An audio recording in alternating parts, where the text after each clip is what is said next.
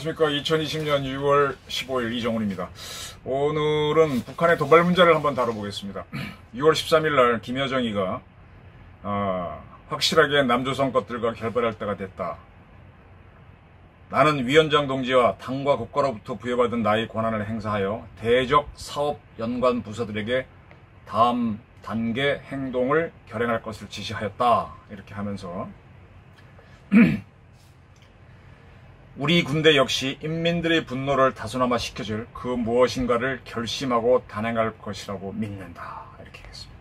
그전에는 남북 공동연락사무소가 형체도 없이 무너지는 비참한 광경을 보게 될 것이다. 이렇게 협박을 했고, 그리고 마지막으로는 쓰레기는 오물통에 가져다 버려야 된다. 이렇게 담화를 발표했습니다.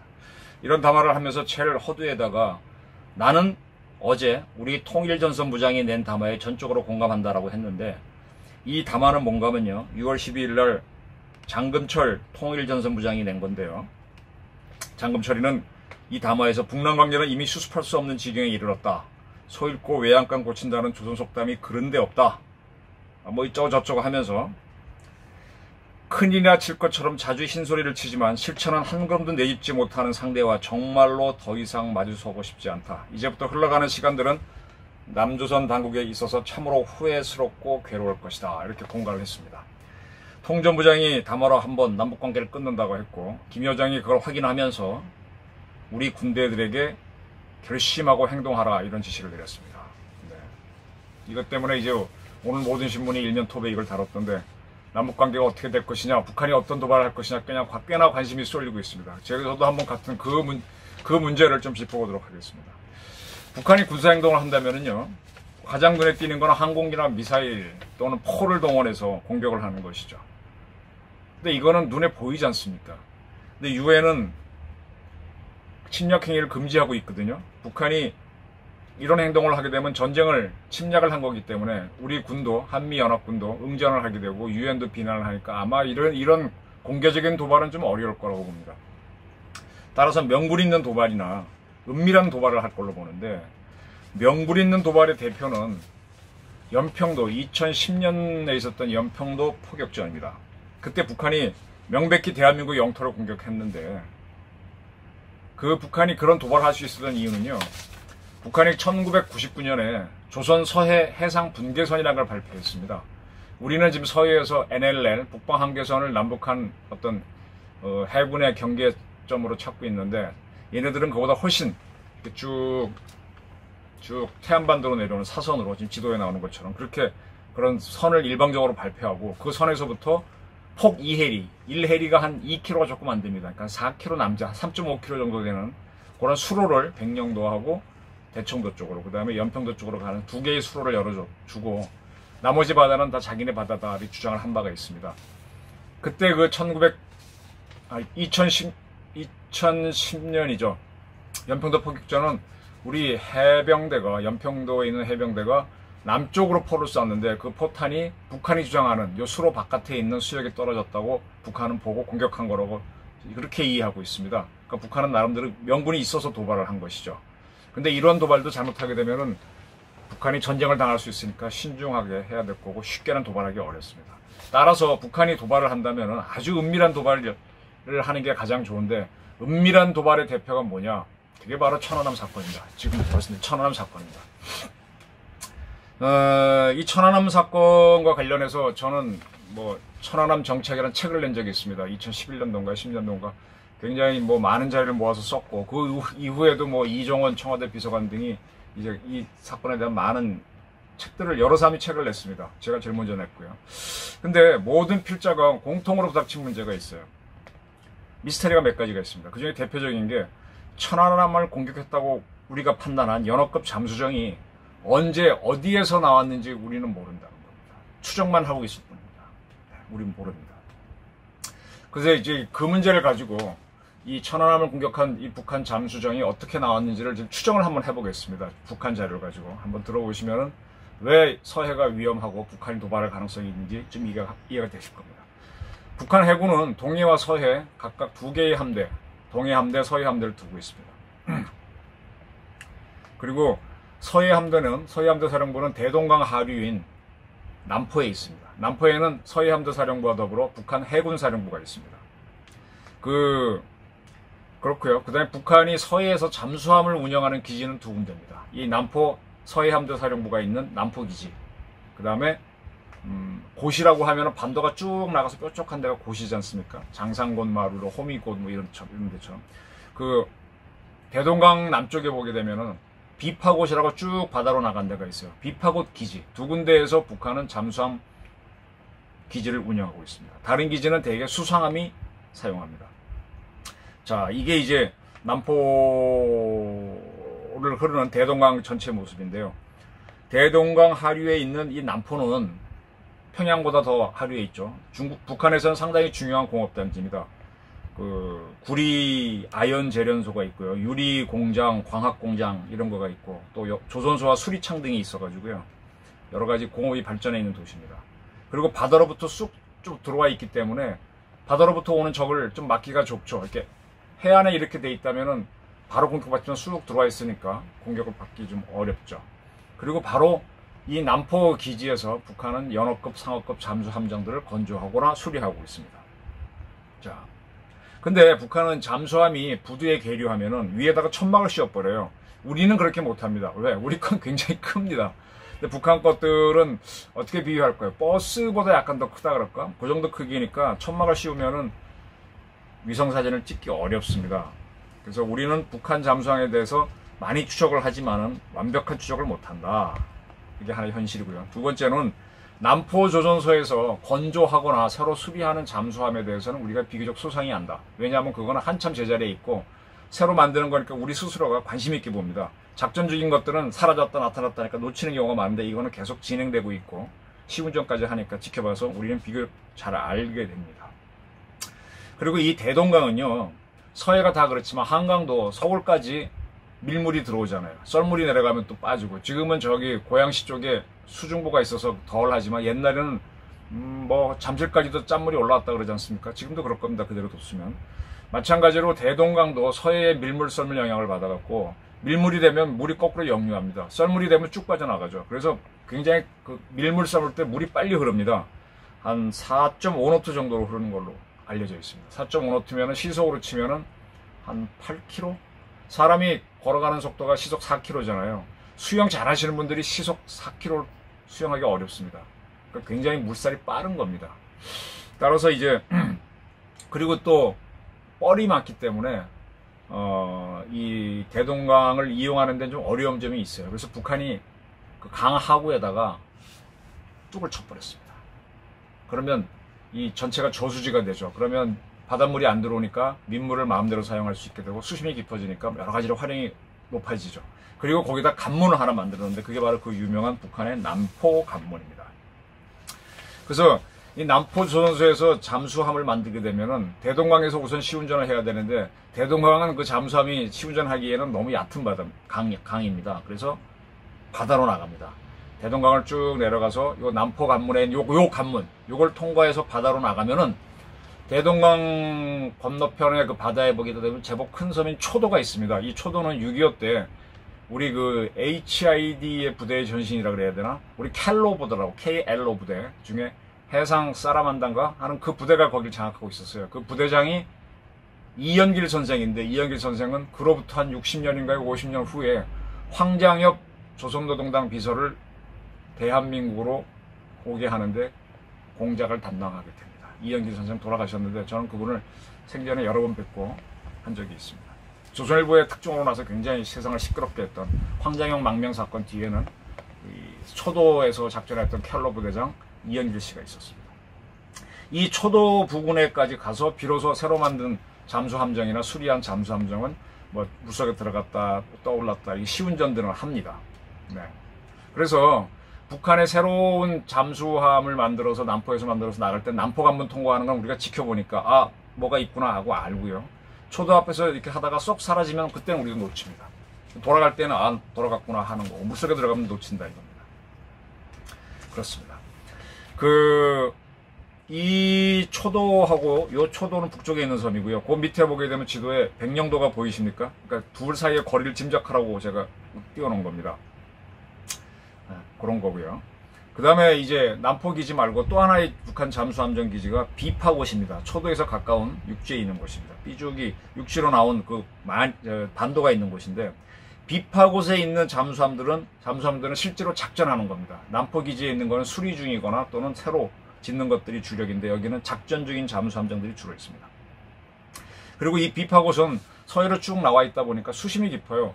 한 20피트, 한 6m 정도 된다 그럽니다. 그러니까 조금만 걸어가면 더 깊어지겠죠. 그래서 잠수함이 바로 자망할 수 있기 때문에 작전 기지로 쓰고 있습니다. 참고로 우리는 경남 진해에 잠수함 기지가 있는데, 잠수함이 우리 진해만이 쑥 들어와 있지 않습니까? 한참 거제도까지 나간 다음에 썬크 포인트가 있죠. 거기서 또 자망해갖고 어디로 가는지 우리도 종적으로 감추는데, 얘네들은 쭉 앞으로 나와 있기 때문에 바로 그 자리에서 감추고, 또 잠수함이 작아서 더 빨리 감추는 특징 등이 있습니다.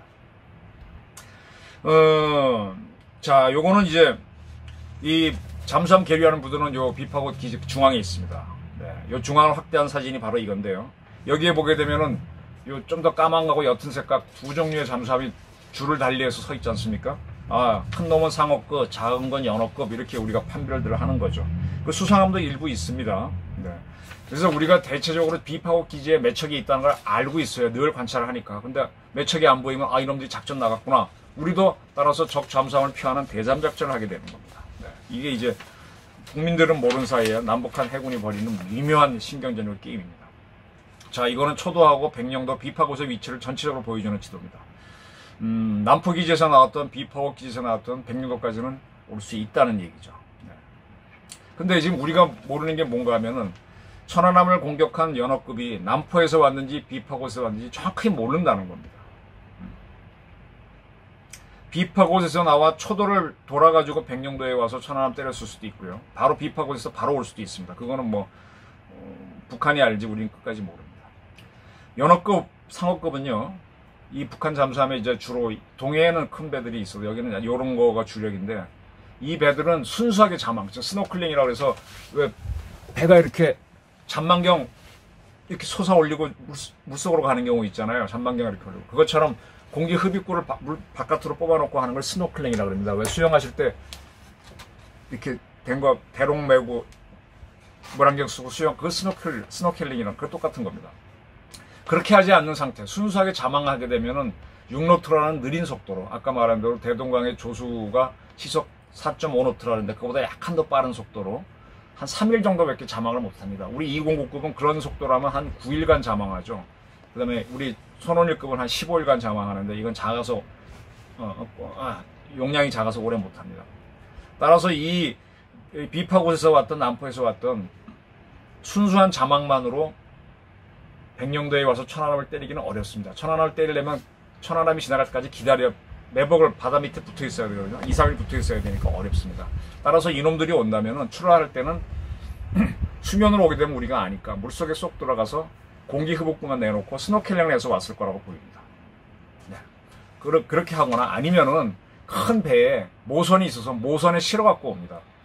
모선이라고 하는 배는 배 뒤에 보게 되면 거기 도크가 있어서 그 안에 집어넣었다가 잠수함을 뺐다 할 수 있습니다. 이런 배는 우리나라 해군에서는 상륙함에서 많이 볼 수 있는데요.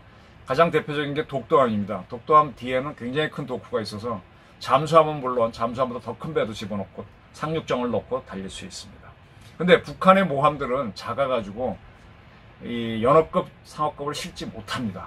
그래서 어떻게 작전을 하는가 하면요. 이건 뭐 상당히 좀 북한 정보치고는 좀 아는 분들이 드문 경우인데, 북한 잠수함이 작전을 나가면 얘는 물속에 잠깐 들어가서 스노켈링을 한다고 꺼내놓고, 그리고 그 위를 모선이 덮어가지고 같은 속도로 가는 겁니다. 그러면 인공위성이 잠수함을 발견하지 못하죠.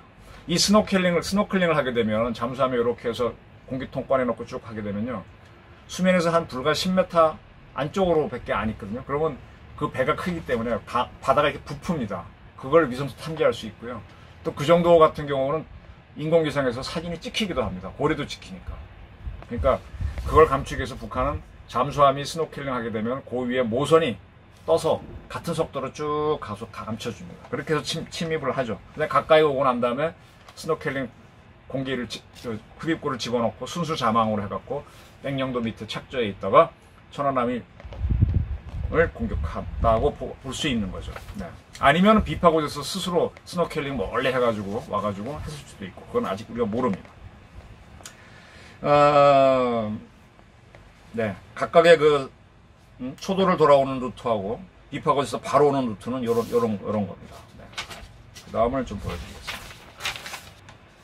그리고 이제 연어급이 우리 천안함을 때리고 난다면 바로 자망으로 가기에는 자기도 이제 여기서 작전하느라고 공기를 많이 소모했기 때문에 어려웠을 거라고 보여요. 또 모선이 또 오기에도 우리 그때 우리 초기함에 가서 포를 쏘고 했기 때문에 아마 그 부근에 사곳이 좀 가깝지 않습니까? 사곳 같은 기지에 일단 들어가서 스노클링에 들어가서 숨을 좀 쉬었다가 보급받고 천천히 올라가지 않았나, 이런 추정을 합니다. 지금 북한 해군은 한 70척의 잠수함정을 갖고 있다 그래요. 정확하게 알지 못하는 거는 이유가 있습니다. 북한이 감춰놓은 것도 있을 수 있기 때문에 대충 파악하는 겁니다. 근데 그 중에 한 5대2의 비율로 50척은 동해 함대에 배치하고 20척은 서해에 있습니다. 동해는 잠수함 작전이 천국입니다. 20척 정도가 있을 거라고 추정하는데 그 중에 한 척이라도 사라지면 우리 해군은 소위 말하는 비상이 걸리는 거죠. 그렇게 되면 우리 함정들은 전속력으로 작전을 왔다 갔다 합니다. 그러면 북한 잠수함이 따라오지 못하잖아요. 어뢰를 쏠라 그래도 전속력으로 따라오다 보면 걔네 소리가 커져서 우리 소나로 잡아내거든요. 그래서 북한 잠수함이 사라졌다 그러면 우리는 전속력으로 달립니다.